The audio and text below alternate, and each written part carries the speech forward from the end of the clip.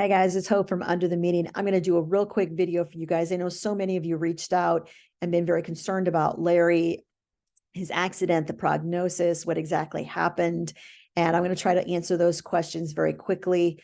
He is home from the hospital. He is not feeling the best. So I know that as soon as he is feeling better, he's going to want to come on with me and do a video and sort of fill you all in on exactly what happened.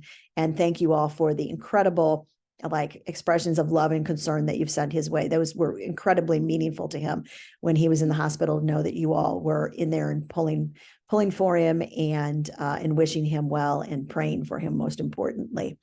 For those who do not know, Larry was in a serious e-bike accident on Friday afternoon about 5:15. My neighbor came, knocked on the door, said, somebody is out here. They are hurt. You need to come. And I said, that's my husband. He was face down, unconscious on the pavement, and there was a lot of blood. But she was wonderful. She actually works at the hospital where Larry was eventually transported to, had a medical background. She knew exactly how to communicate with the 911 operators who were on the other end of the line. And she said, you've got to stay calm because you have to give them the information that they need. So she did a great job sort of keeping me engaged and in the moment where I needed to be and able to be help and not a hindrance to the medical professionals. I was able to ride in the ambulance with Larry. I was up front. They wouldn't let me in the back with him, but he did regain consciousness in the ambulance on the way to the hospital.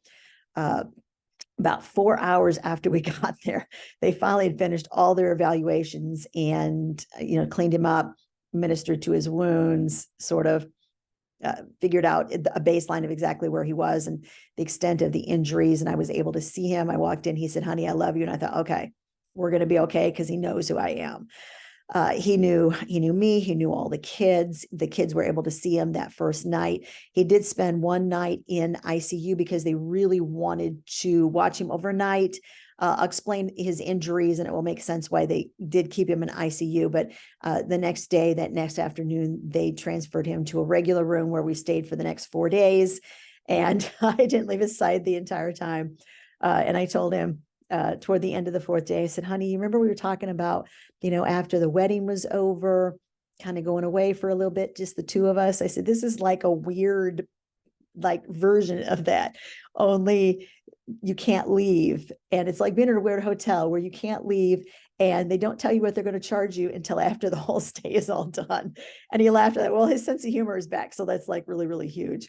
I know that he wants to reach out to you guys. He'll want to do a video with me, but he's really not feeling up to par yet. We just arrived home yesterday evening after 5 full days in the hospital. His injuries, he does have a slight brain bleed. And yes, he was wearing a helmet. Y'all, if you bike, wear a helmet. That helmet, and I know when he comes to do a video with me, we'll show you the helmet. It did its job, took the blunt force trauma, given that he was going downhill. He was on an e-bike. He was probably going 15 miles an hour because he was getting ready to slow down to turn into our driveway. The extent of his injuries are not nearly as bad as they would have been had he not been wearing a helmet. We're very, very grateful to the helmet manufacturer. I know he's going to show it and he's going to give a shout out to the manufacturer of the e-bike helmet when he does a video with me. But having said that, he does have one very, very small brain bleed. And I talked to numerous neurologists over 5 days, and they reiterated to me again and again that it is a very small brain bleed. It's expected to resolve itself within a couple of weeks. Of course, he does have some headaches that he may be dealing with, that sort of thing as we move forward.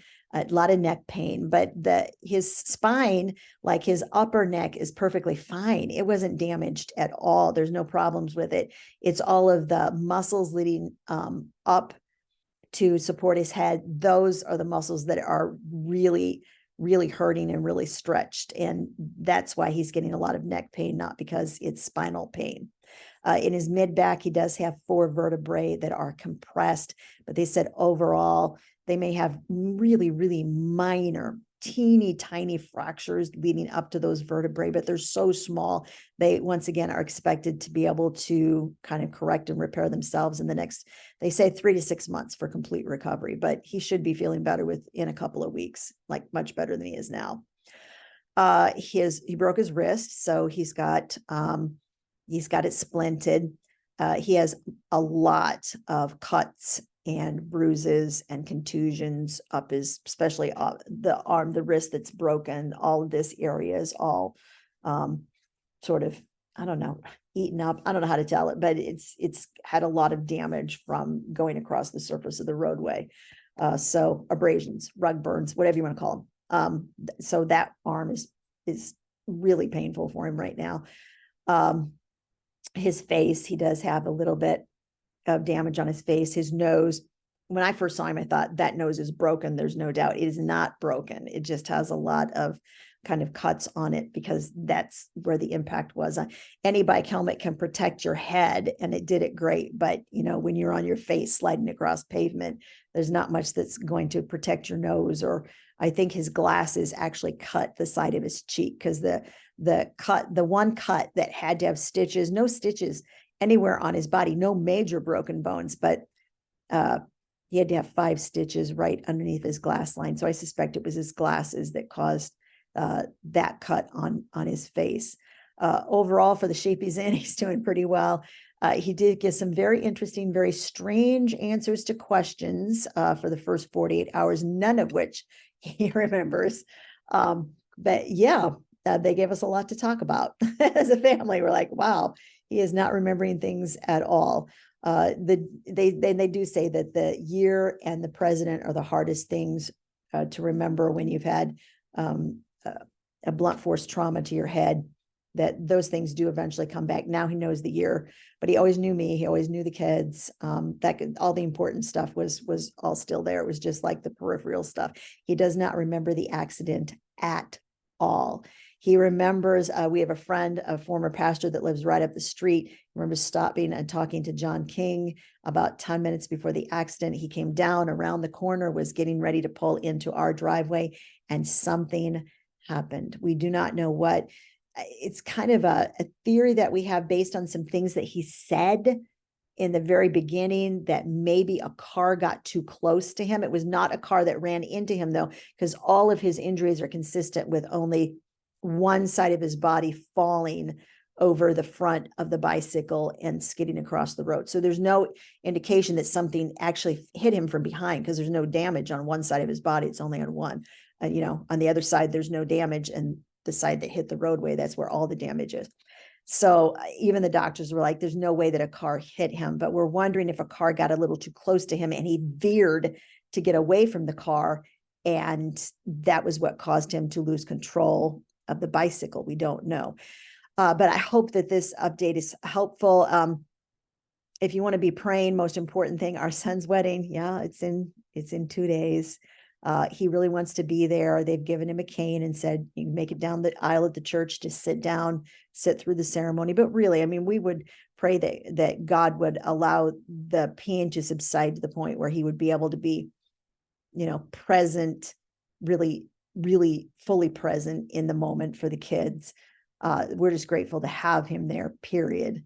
If you would pray for that, just really that God would allow his body to knit itself back together again and to heal more quickly than the medical establishment believes that he will. A little bit of problem with balance. If you guys want to pray for his balance, his walking, that is improving, but that would be wonderful for you guys to do too. But so that's it for now.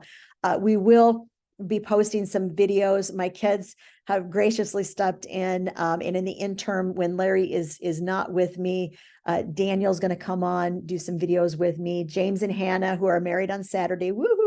When they get back from their honeymoon, they are going to do a video with me on how they planned a low-cost wedding, what they spent money on, where they cut back on costs, how they were able to do that. And so that'll be fun. And James and John want to come on together. They want to do a video where you ask them questions, and they may give you some serious advice, but they want to give you like the world's worst frugal advice, and it'll be kind of a fun, kind of a tongue-in-cheek video. Tell me in the comments if you want them to do that. They proposed this idea to me today. I'm like, I don't know, we'll see how the people are going to like it. So, but yeah, so my kids, you'll see my kids on with me over the next probably 2 or 3 weeks, but hopefully Larry, I know he wants to get back to you all as soon as possible. As soon as his memory started coming back, he was like, do we have a video up? It's Monday night. There's no video. And that's when he told me, he said, I want you to get something up there for our people to be able to watch. They've got to know that we're still there for them. So he's really cognizant that that he wants to get back to you guys as soon as they possibly can. Look, I'm not going to edit this video. It's going to be what it is. There won't even be a fade up or a fade down at the end of the video, but I did want to get something put up right away for you guys. All right. We love you all. Thank you so much for your prayers and your concern. Believe me, we really, really appreciate them. Love you. Bye.